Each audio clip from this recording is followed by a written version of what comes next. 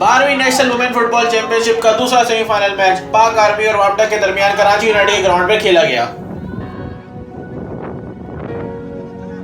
खेल के आगाज से ही दोनों टीमों ने जारियाना खेल का मुजाहरा करते हुए एक दूसरे के गोल पर भरपूर हमले किए।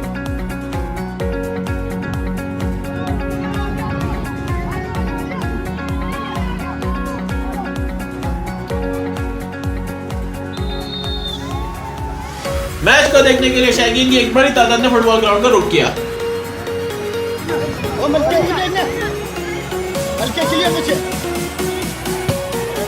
मैच के 19वें मिनट में पाकिस्तान आर्मी की हाजिरा ने गोल स्कोर कर अपनी टीम को 1-0 की बढ़त दिला दी।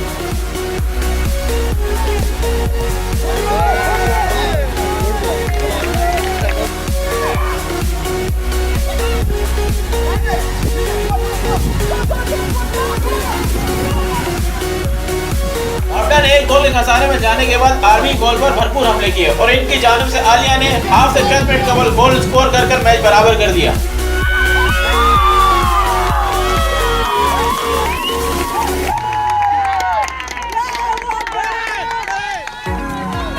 दूसरे हाफ में मुकाबला एक गोल से बराबर रहा और मैच का फैसला पेनल्टी किक्स पर किया गया।